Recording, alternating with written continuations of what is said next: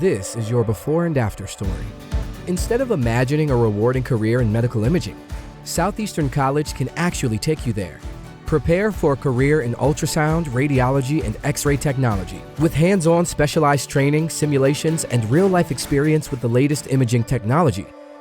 You'll be ready to play a vital role on any healthcare team. Transform your life by helping others. Southeastern College. Your future is bright. Visit scc.edu to get started. All-Star Toyota presents Off the Bench with Jacob Hester and Matt Flynn. Hands to Hester, and Hester, yep, got it, 5 out of 5. From carrying each other to a natty to carrying each other on the air. Flynn is back to throw from the end zone. Live from the Mercedes-Benz of Baton Rouge studio. It's Off the Bench.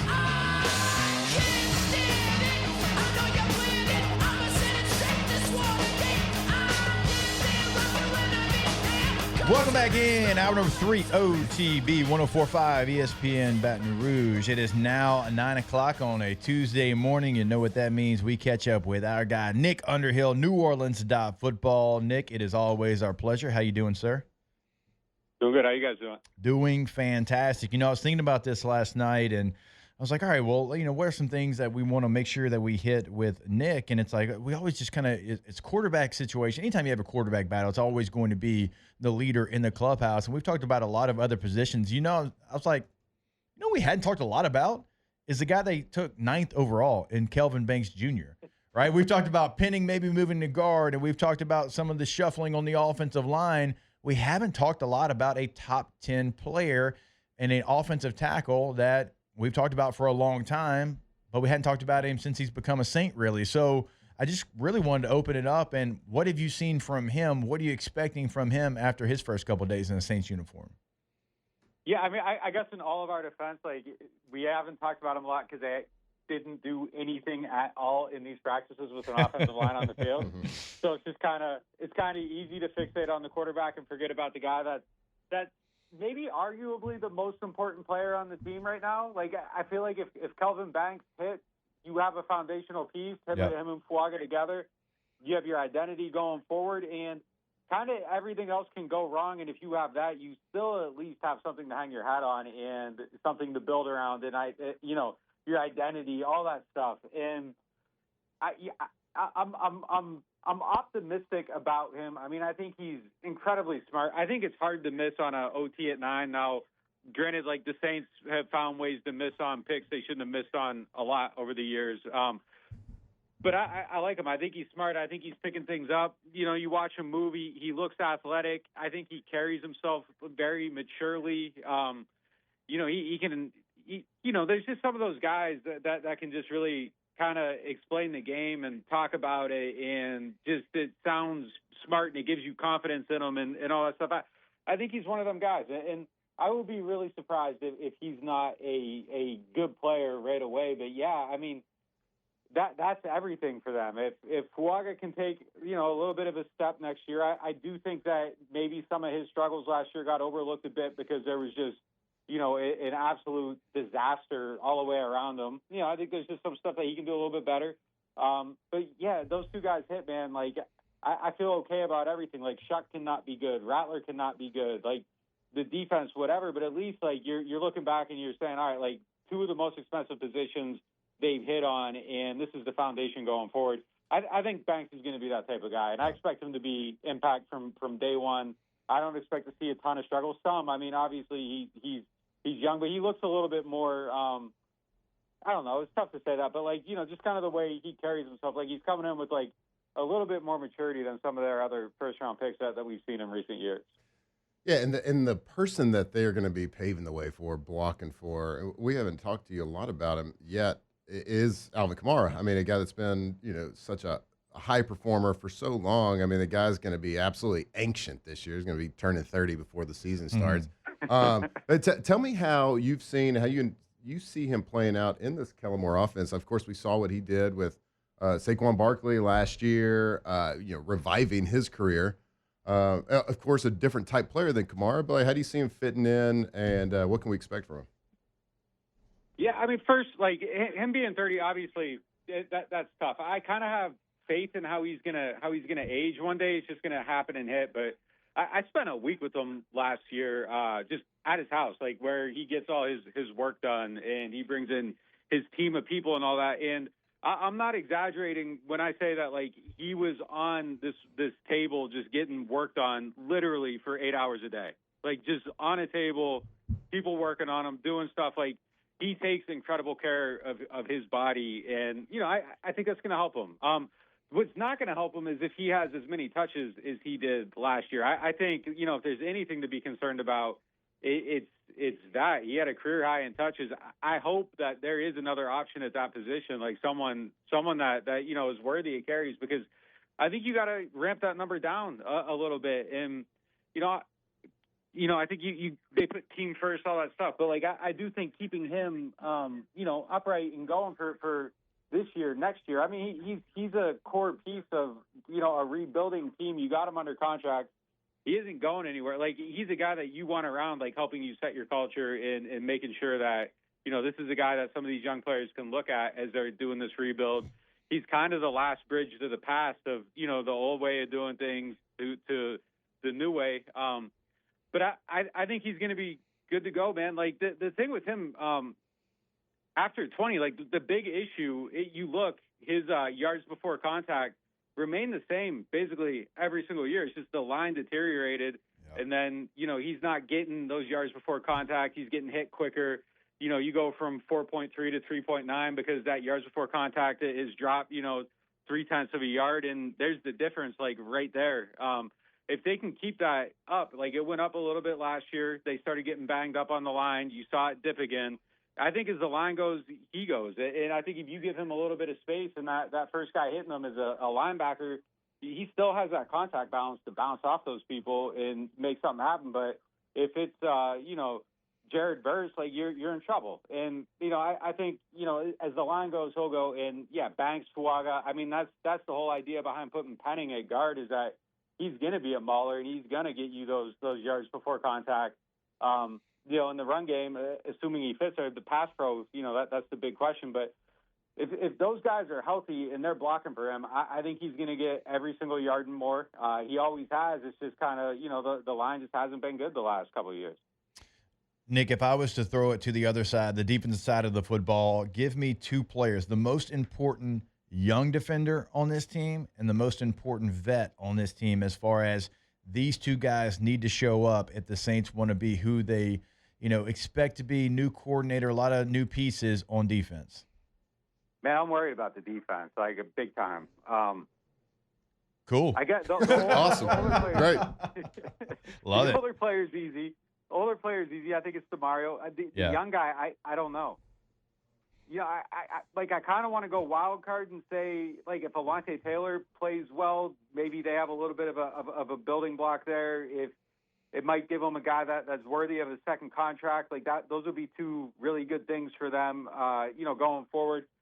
I think he has the skill set to possibly be dynamic in the role that they want him to play in. We've seen, Staley's done some really interesting stuff with guys playing that nickel position. Jalen Ramsey moved inside for him with the Rams. He played really well there. Derwin James has had success there.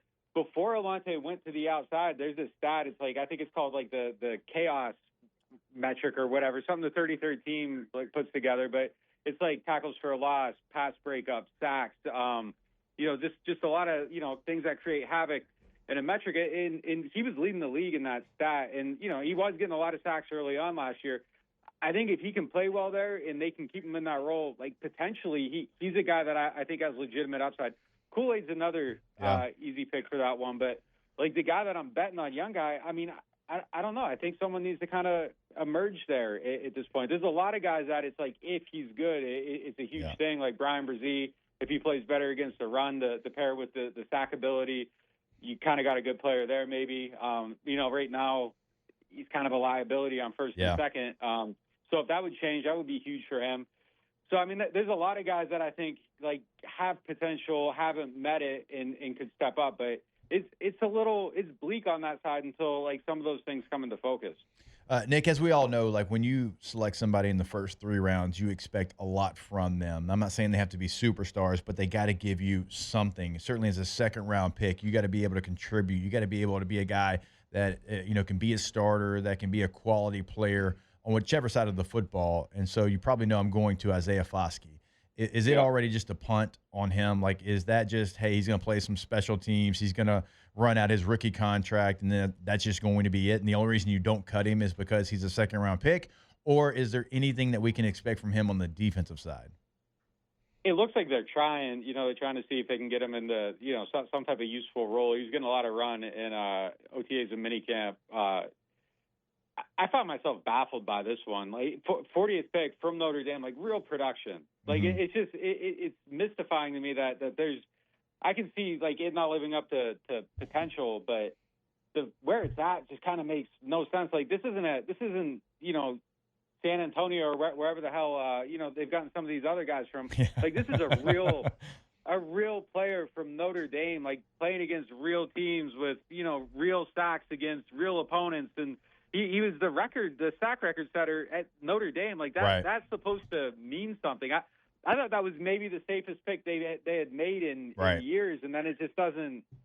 You kind of saw a little bit of like unrefinedness to his game when you watched him. Like, okay, but if he adds like this or that, like maybe there's something like really good here. But the floor on this blows my mind. I think he's at that do or die point. Like you kind of got to see something or you let him go. I think one of the things that might save him though is if he doesn't live up to expectation is like who's taking his job. Like that's kind of the issue on the defense. Like if it's not him, like who else? Like they don't have anybody at that position. They don't have, I don't really feel like they got the top end talent. They don't have the depth. Like it's a tough existence right now for them. So, yeah, maybe. I mean, maybe.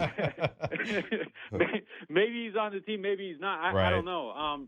But I'm not expecting anything from him though. I think the idea of him putting it together is maybe sailed a little bit for me. Like I got to see it. I'm not banking on anything from him at all.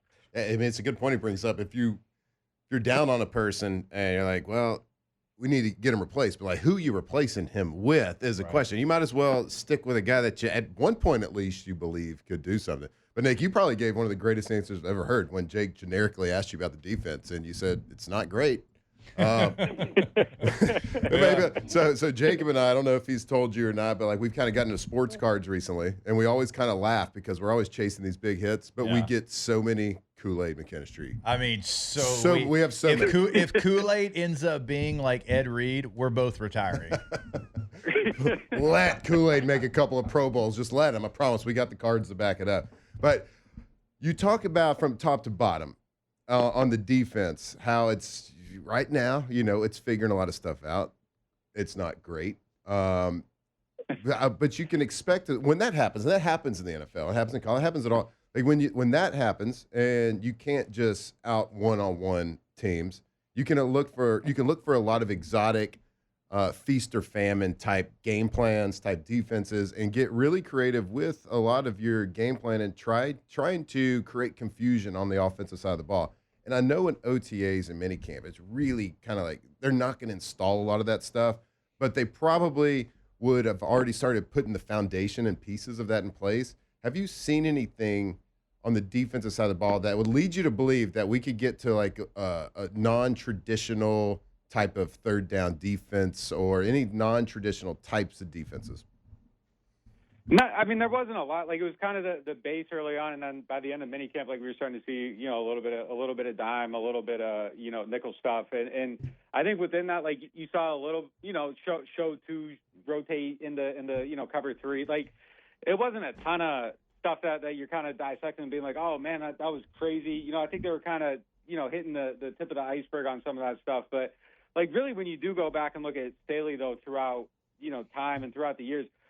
I think that is kind of the hallmark of what he does on defense. And, DA did a lot of it too. He was kind of, at the forefront of bringing some of those simulated pressures and stuff into the league, but I think everyone caught up and then started to pass by a little bit at the end. Yeah. So I think, I think Staley, I think we're definitely going to see some of that stuff, though. And I think that really is kind of what they're all about. And they really, really do a good job of holding those shells, right until the very end. And then sometimes even beyond the snap. And when they're even, first down, they do some of that. And they don't like to put that extra guy in the box. They like to bring that guy, from anywhere. Sometimes it leaves them a little bit vulnerable to allowing a big explosive run, but sometimes they're killing people with it too.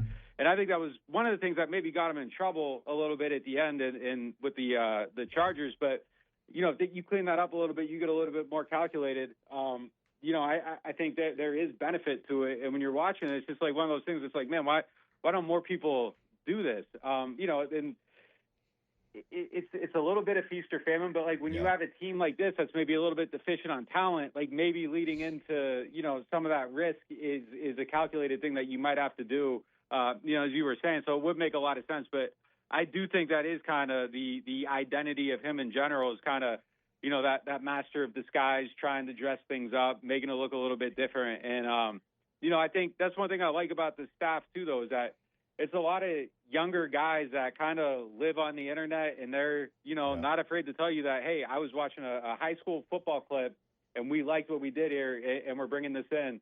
That stuff that they're doing, they're searching for new ideas. So I would be surprised if things look static and if there aren't times where you're watching, you're damn, where the hell did that come from? I think that's going to be part of their identity. Look, I can fully get behind that because I can tell you, as an 8U flag football offensive coordinator, Nick, I scour the internet looking for new plays and new ways to get the ball to playmakers, and I am A-okay with it. Yeah, I mean, there's just so many good accounts too, Dan Casey. And, Casey's incredible. Yeah, man. They're just they're out there, and there's just something. I get the email every day from Dan Casey, the match quarters guy. There's just Cody Alexander. There's a ton of them out there that just kind of are posting stuff all day long, and I think that's where this staff kind of lives and exists, and it's kind of interesting. Kellen Moore actually brought Dan Casey out, I think, one time to the Chargers, for training camp. I think he was out there in their meeting room just because he liked the stuff that he does online. So it's a curious bunch of people that I think are going to constantly be looking for new ideas. Don't play quarters. Oh, I forgot Flynn. I'll go ahead and let you know. Flynn hates quarters. He can't stand it. I hate it because as a quarterback, I loved it. Right. So I hate when my team I cheer for plays quarters. So a couple years ago when Matt House at LSU was you remember when Jaden Daniels scored every time he got the ball? Yeah. We played quarters every time they got the ball. Yeah, I will say there's a lot of quarter beaters out there that are pretty easy to find. But you'll learn that about Flynn. If we talk quarters defense, he is going to just leave the conversation.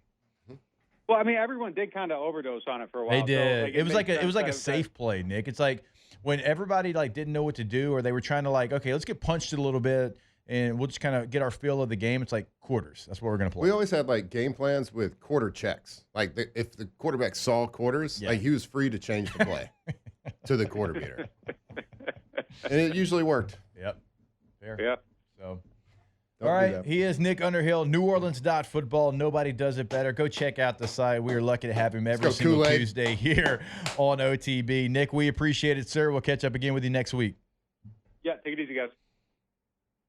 When we come back, I know that half of this is radio, half is visual, but we'll try to give you a breakdown of why quarters defense is so easy to kind of manipulate, and you kind of dictate what happens if you're the offense. And again, I'm going to throw this to Flynn to be able to tell you the story on radio and visual. That's on him. Yeah, I'm just the host throwing it to him. There.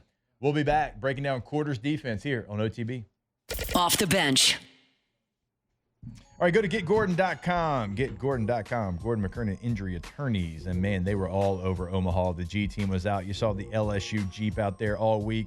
Will Helmer's doing some great social media content for the G team, and the G team's going to be there for you every single time throughout the state of Louisiana, from Shreveport to Monroe, Monroe to Alexandria, Alexandria to Lake Chuck, Lake Chuck to Lafayette, Lafayette to Baton Rouge, Baton Rouge to New Orleans, and everywhere in between. About the middle of nowhere. Yeah, exactly. DeRitter, yep. Boom. The Bayou, yep. the Bayou. The DeRitter Dragons, I believe. Shout out to them. The G team is very easy to get in contact with throughout the state of Louisiana. It is your area code. Follow about 888-8888. Yeah, be a part of the G team. You see the billboards. You hear us talking about. You hear people. You've heard the name. But if you had an injury, it's not your fault. Call them to see how they can help you, whether it's car accident, truck accident, wrongful, whatever it is. If you've been injured, call them, see how they can help. That's getgordon.com, 888-8888. Cause I'm all white, man. Hey, Mr. White, now you heard me box a million. This one be the remix. From the locker room to the airwaves, it's Off the Bench with Jacob Hester and Matt Flynn. We still riding on home. We still pulling up. What do you think they mean when they say white? Spilled something on their shirt. Nessie Eater. Too clean. Gotta wipe me down. Too clean.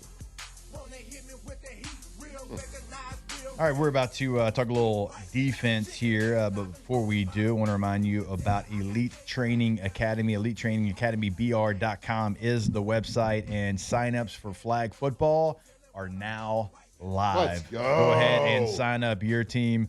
I mean, we're talking all the way from 7U boys and girls all the way to 15, 18. We have an 18U girls division, but boys and girls go all the way up to 15U.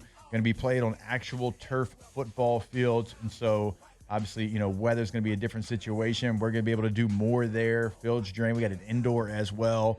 Go check it out. I'm bringing my teams to Elite. I'm making Flynn bring his team to Elite. You don't have a choice, Flynn. Every top team is going to be playing there at Elite. Come join us as well. Elite Training Academy BR.com. And look, you get to be NFL teams. If you're in the 9U division, you're not getting the Chargers, but every other team is available for you there. Which kid doesn't want to put on an NFL jersey? Exactly. Huck got a chance to be the Bengals this year. That probably was pretty fun for him. A couple of LSU Tigers wear that uniform. Can I throw my hat in the ring for the Packers? I don't think anybody's going to fight you unless Jordy Nelson moves down here to farm. You don't want to fight me? I've been doing push-ups during All the right. show. So Elite Training Academy BR.com. Speaking of flag football, did y'all see the so big news? Flag football is now going to be an Olympic sport, right? Yep, We've all. yep. So there's a lot of and that's not controversy. There's just a lot of conversation about who should be the team, because I think it's a team from Louisiana, or at least the quarterback from Louisiana. So I interviewed him at the Daryl Super Bowl. Doucette. Yeah. So he's been playing flag football for a long time, knows everything about it, has won all the championships, blah, blah, blah. Yeah. Great player in flag football. Yep. He recently kind of made headlines with an interview saying, like, Yeah, he said it to me at the Super Bowl. and he was like, he said it the right way. Yeah. It's like, look, in flag football, I'm better than Patrick Mahomes for these reasons, because I know the rules better. Yeah. Like, Patrick's one of the greatest of all time, blah, blah, blah. Like, in flag football, which I don't disagree with. It's a completely different game. Yeah. I think a couple of years ago they did the NFL flag challenge where NFL players, I think it was for charity, but they did a big tournament. I think Michael Vick played. Like, a lot of the current players were playing too. And those guys, the flag football guys, did win it all. Like, they beat all those guys. It just kind of brings up the question to me: will they let the NFL players play? And if they do, how long do they give them to prepare? Or do they have a tryout For the season coming up. for NFL players and like Daryl Doucette to see who? But if they let the NFL players play, is it just like Patrick Mahomes? If you want to play, you're it. Have a training camp. Yeah. Have some skills competitions. Have some scrimmages. Got to have competition.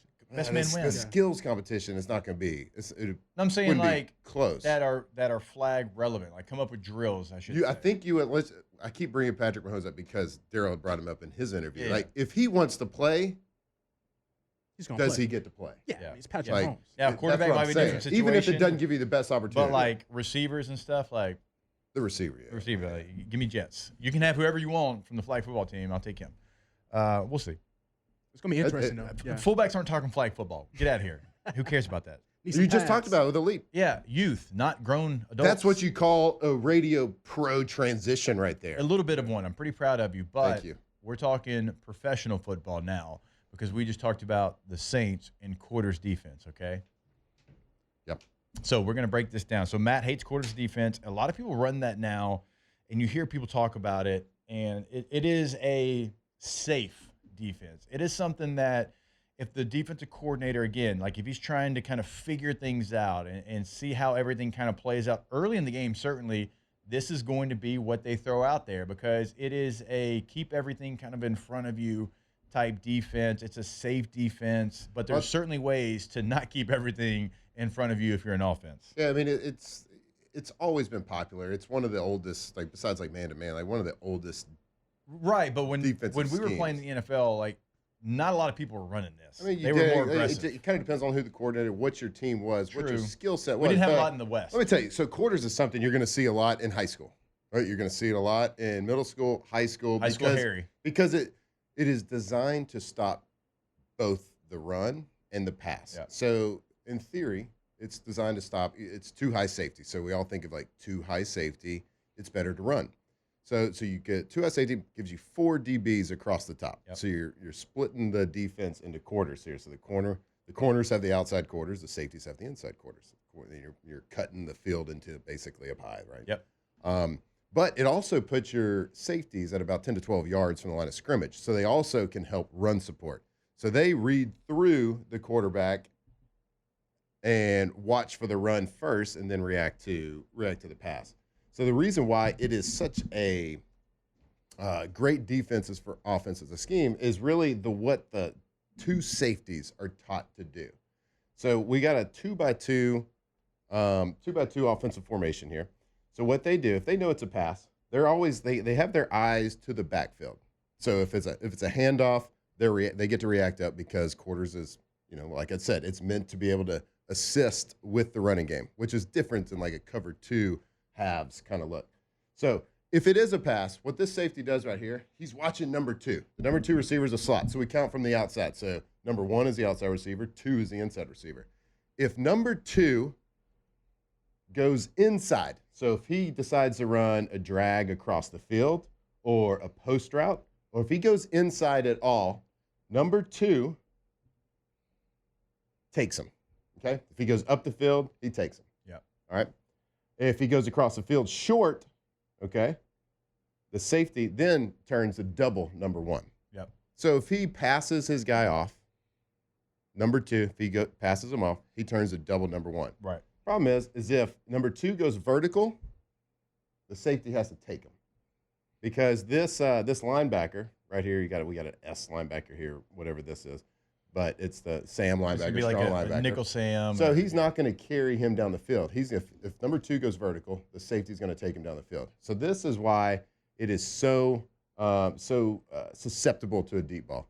All you got to do is run number 2 across the field to the inside, deep into the middle of the field, and he has to take him, which sets the cornerback one-on-one with the receiver. You're on an island, yeah. So every time when I talk about like checks that you want in quarters, like a quarters check, it has to do with some sort of post route.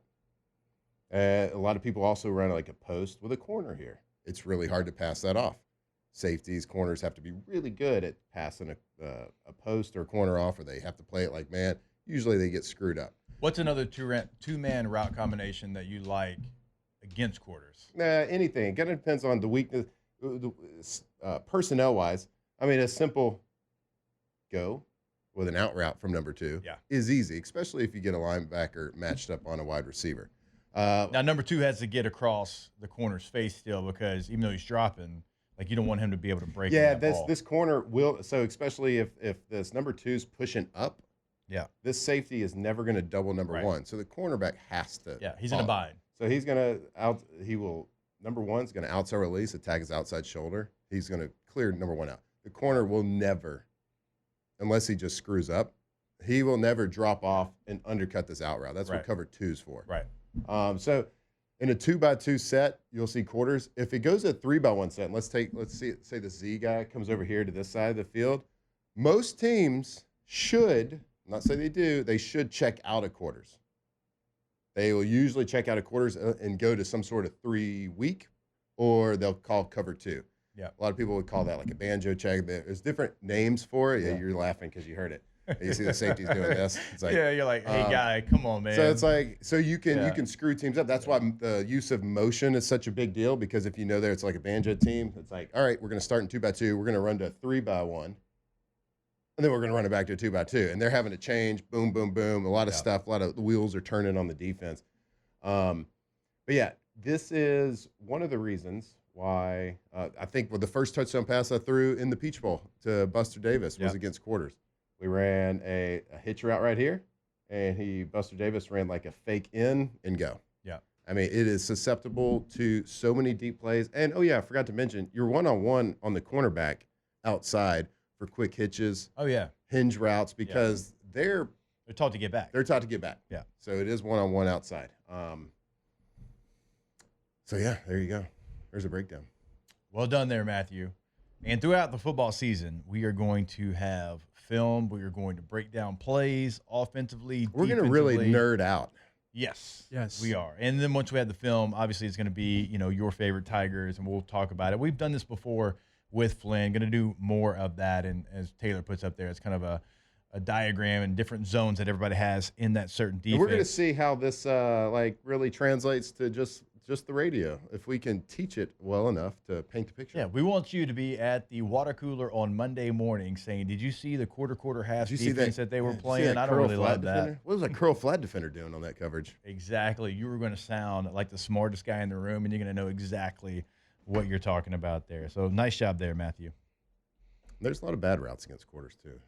We're only talking about the good stuff. Only talking about the good stuff. But, yeah, if you don't want to learn football this season, Garrett Nussmeier would love to see quarters defense in the first game. Put it that way. I'm telling you, your eyes light up as a quarterback, well, especially in an offensive coordinator. Your eyes light up.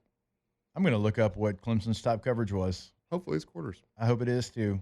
More OTB when we come back here, 104.5 ESPN Baton Rouge. Off the bench.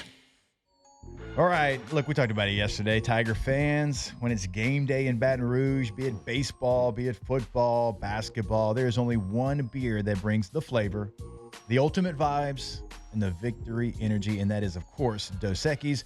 Whether you're tailgating under the Oaks or celebrating a win in Omaha, crack open that crisp, refreshing Dos Equis and taste the gold standard. LSU doesn't do average, and neither does Dos Equis. Stay thirsty. Enjoy Dos Equis. Go for Dos. Drink responsibly. So many great beers out there. We talk about them every day.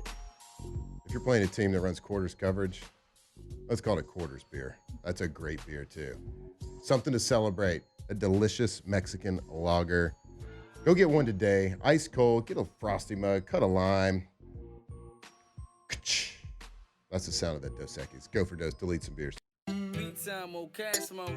Extreme entertainment. This is the way I live. Locked in on LSU football 24/7. You're listening to Off the Bench. Don't need to work hard. That's the way I feel. I feel like this is the way I live. Little boy still pushing big wheels. I stack my money, lay low and chill. Don't need to work hard. All right, welcome back in OTB. Flynn, good question from Bilbo Baggins inside the Bayou Ford chat. Is quarters coverage always a four-man front? Oh, good question. No. You can run most any coverage with any type of front. We kind of put this picture on here because it's like the most generic, 4 linebackers, a base defense, 3 linebackers, 4 down linemen, 4 DBs. That's like the basic look. Now, from this, you can get people in these positions in multiple different ways. There's endless amounts of ways. Some are more dangerous than others. You can walk around the defensive lineman. You can play it out of nickel. You can play it out of dime. You can play it out of quarters. So to break that down, nickels is 5 DBs. Dime is 6 DBs. Yeah. And we call it nickel personnel. Would be 7 DBs. Yeah. So you can play it in all sorts of different ways. You can fire zone blitz it, which means you're bringing pressure. So you bring a blitz. Usually a fire zone blitz is a 5-person blitz. So if you bring 2 linebackers, that means you're dropping a defensive end. And usually you're dropping a defensive end to take the responsibility of what a linebacker would usually be doing. Yeah. When you see one of those defensive ends get an interception, you're like, how did the quarterback not see him? That's the situation you're talking about. Yeah, usually it's impossible to see. You can, based on film preparation, you can kind of get the thought process in your head that there might be a defensive line dropman into this zone because of the pre-snap look and which backers came. And you can't do fire zone pressures on every cover. So if you see man-to-man, usually there's not a defensive lineman dropping. But, yeah, it's a good question because everything starts with, the basic high school quarters, cover 2, cover 3, man-to-man schematics. And then after that, that's why the great defensive coordinators, they come up with all these creative ways based on what the offense is doing to get to those same spots, just create confusion along the way. Yeah. And you're creating confusion so you can get pressure on the quarterback because you're not only confusing the quarterback what he's seeing, but you're confusing the offensive lineman in pass protection and the running back in pass protection. Yeah, there's so many different ways you can manipulate coverages. You can show the quarterback different looks, and you can, get him to change his play, and then you're, doing it just so he changes out of his play, even though you run the same coverage. There's so many different games that you can play. We always talk about double A mugs, right, with the linebackers. That is hell on the quarterback. It's hell on the running back as well because they're going to play games, and we're going to declare the mic one way, and I've got to go across the formation to pick up the other backer. Well, that backer is going to drop at the last minute. Here comes somebody else from the other side. I've already committed to that linebacker because if I don't, he's going to sack the quarterback. So those are things that we'll break down. We're going to break down. We'll do another little film session, break down some double A gaps. But right now, I really want to give the people what they want. I want to go back and run it back and talk a little golf. Oh yeah, you did have some. I want to talk about action. This year we got the Ryder Cup coming, which is one of the most electric, in my opinion, sporting events out there because it only happens every couple of years. It is USA versus Europe. And there's a lot of talk this week about it because of what happened this past weekend with Keegan Bradley at the Travelers Championship. Keegan Bradley, who was named a year and a half ago, I believe, as the captain for the USA. This year in the 2025 Ryder Cup, which it's back in the USA. It was in Rome, Italy, 2 years ago. So this year it's September 25th at Bethpage Black in New York, which is a historic course. So the Ryder Cup will be there. And for those of you who don't know, it's 12 people from the U.S., 12 people from Europe. And why it's kind of in the news this week is Keegan Bradley, who is the captain, controversially got left off the team that went to Rome 2 years ago. Zach Thomas was the captain at that point. And what happens with picking the teams is there's 6 automatic qualifiers based on points. So the top 6 guys for USA, top 6 guys for Europe, and the points based on tournaments and majors are automatically in. And then there's 6 captain's picks. The captain can choose whoever he wants. Yep. So Keegan Bradley had won this Travelers Championship a couple of years ago and was on that bubble. There's about 3 or 4 guys on that bubble. Zach ended up choosing Justin Thomas over Keegan Bradley, who had traditionally, he was called like Captain America. He was like a Ryder Cup dude. He always showed out. He's been a great player for a long time, but he wasn't having the season that he's had. He was having a bad season leading up to that point. So he kind of went and he chose him over Keegan. What's a little bit controversial, and the only reason it's controversial is because of the Netflix documentary Full Swing. So this year, he's in the same spot. He just won this tournament. I think he is ranked, Keegan now, as the captain, is ranked 9th. So again, it's a 12-man team. Right. So he's got this unique opportunity now to be a player captain. So to be the captain of the team, which is usually, not like an old player, but like an older player that's kind of past his prime, who isn't in threat of actually being a player. We haven't had, like in the modern era of golf, there's never been, on either team, be a player captain. I think the last one was 1963, a man by the name of Arnold Palmer. You ever heard of him? They made a drink after him. Yeah, he was the player captain in 1963. Since then, it hadn't been done. I think there was a European one. I don't even remember his name. It was like in the 50s. Right. So this is a crazy situation. Automatic qualifiers currently, Scotty Scheffler, of course, most badass man on the planet with a golf club in his hand. Xander Schauffele, J.J. Spahn, who just recently won the U.S., Russell Henley, Bryson DeChambeau, and Justin Thomas are right now in the top 6. Keegan Bradley sitting at 9. So it's going to be fun to watch that. Again, into September, Ryder Cup, USA, Europe. They absolutely destroyed us in Rome 2 years ago. So we got to come defend our homeland.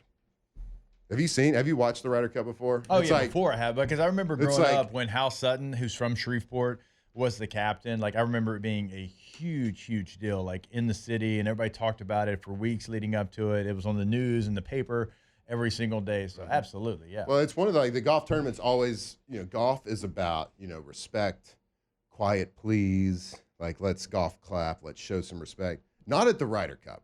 The Ryder Cup is wear your American flag pants, go out there, scream as loud as you can. I think Justin Thomas and I think it was Jordan Spieth the last time it was in America, might have been Whistling Straits, can't remember. But they go out to the first tee box holding beers, pumping up the crowd, and they're chugging beers. Like it's a rowdy environment. Yeah. You never in golf. You also it's like the courtesy. You don't cheer against other people, but people are. I mean, it is a true home field advantage situation. You're actively booing, cheering. Booing the other team, booing Europe when they hit something good, but when they miss up like a 2-foot putt, the whole crowd goes crazy. Yeah. And that you don't ever see that in golf, which that is one unique. And I haven't been. It is absolutely my bucket list. They gonna win? Oh, we're gonna win. Okay, we're gonna dominate. I mean, we got Scotty Scheffler, who, like I said, is the most dangerous guy in the world. I mean, I think he's like minus odds for every golf tournament. You know how hard that is to get minus odds in a golf tournament to win it? It just doesn't matter what he does in a tournament. Like, he just doesn't ever make mistakes. Even when he makes mistakes. Even this past 2 weeks ago at the U.S. Open, he made a triple bogey on the hole 1 on a Saturday. I think he was close to the lead. Triple bogey, which usually is not going to knock everybody out. Well, he came back and he finished 3 off the lead. Like, he's just always there, always there, always there. I mean, God knows what the odds are for taking Scotty Scheffler, like, to finish in the top 10 every tournament. It's probably like minus 3,000. Oh, I would, yeah. If you're getting, again, minus odds. I don't know if he gets minus. I think he got. I know the last 2 tournaments he's been in, he was like minus 130. To win it, I think he was like plus 220 or something, which is the lowest odds to win a golf tournament or a major since like Tiger Woods in like 06 or something like that.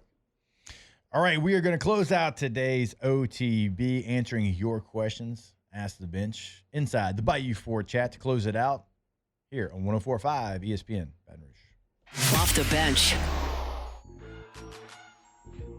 All right, so like we told you yesterday, man, we are very excited to welcome on a new partner. That is Russell Pools. You can go to russellpools.com, check out the work they can do for you. And it is truly a one-stop shop. Construction, maintenance, retail, they do it all, right?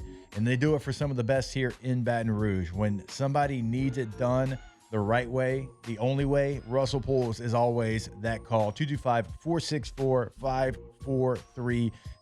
Also, check out the financing options right there on the homepage. In the gallery of work, it will blow you away. We promise you, in your backyard, at your business, whatever it might be. Go check them out on the website, russellpools.com. Yeah, you have a lot of options out there for pools. There's a lot of companies out there, but not many companies have like a landscape architect on staff and part of the company. Well, guess what? Russell Pools, they got 2.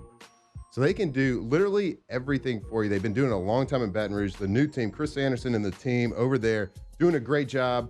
We are fired up to be partners with them. RussellPools.com, 225-924-2527. What's up? Fresh is our turn, baby. Gator boots with the Gucci suit, them Gucci suits. Ain't got no job, but I stay shy. From the locker room to the airwaves, it's Off the Bench with Jacob Hester and Matt Flynn.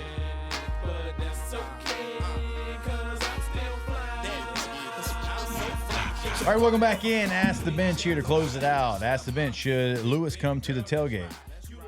Yeah, for sure. Yeah, why not? Absolutely. Air your grievances, my guy. No doubt about it. Let's go. Everybody's welcome. Everybody's welcome. We got some Dos Equis, I mean, some Mai High. Look, we can even do an old school Oklahoma drill just to give, some interaction at the tailgate, too. It'll be fun. I mean, you got to have something to talk about. It's boring if everybody just, gets along. Ask the Bench, what is the next phase of the beef with AFR? Your turn to punch back. We're going to check the tape. We're going to see if he talked about the steak dinner that Flynn sent Coach Jay Johnson, if he took credit for it. We're going to check it. I said, do you keep saying my name? It was Team OTB. I mean, it was. We all but sent it. You did Someone's got to push the button. Yeah, and you did. Like, I gathered information, but you pushed the button. Team effort. You sent. Team effort. Ask the bench, favorite golf course to play at? I mean, I don't have one. I played Torrey Pines before. Chargers golf team outing. I mean, that's such a tough question because there's bucket list golf courses. When I was in Wisconsin, man, we had embarrassment of riches up there. We had Black Wolf Run, Whistling Straits. You had so many good golf courses that was like within an hour and a half from Green Bay, which was funny. Like, we would go out of town of Green Bay, and we could play like those nice courses for free. But if we tried to play at the $15 public course in Green Bay, we had to pay. Yep. Son of a gun. But no, I took a golf trip to Ireland, Southwest Ireland, and it was the best golf experience I've ever had. Ask the bench, what's My High Pure? It's actually our first flavor or first product we ever made. It's actually flavorless. So it's designed to be mixed into other things and create anything into a sports drink. So it was like originally created with, like, we worked with the LSU football team. They could add it to their Powerade, and it wouldn't change the flavor. It would just boost the electrolyte content. All right. So you can change, like, get a lemonade, a little Crystal Light, throw a Pure in there, get a sports drink. I like that. Ask the bench, who is LSU's receiver 1, 2, and 3? I'll go Aaron Anderson, Nick Anderson, and Chris Hilton. And then Brown's going to be your 4. You've got some dudes. Yeah, and they can play out a lot of different ways. Favorite LSU baseball player of all time? Mine's easy. It's Todd Walker. Todd was from the same area that I was from. I knew his brother-in-law really well. We were friends in high school and growing up. Always proud of Todd, man, being from 3-1 great. I'm saying this one for my son, Huck. Tommy Tanks. All right, there you go, Jordan. Favorite LSU baseball player of all Trey time? Morgan. That's a great one. DJ LeMahieu. DJ LeMahieu's a great one as well, and y'all are great. We appreciate y'all. We'll see you the same time, All the of y'all. same place tomorrow. Until then, enjoy the rest of your day. Off the bench. All right, go to centralplumbing.org. Centralplumbing.org is the website for, you guessed it, Central Plumbing. But not only in Central. In the entire greater Baton Rouge area, we are talking to you 24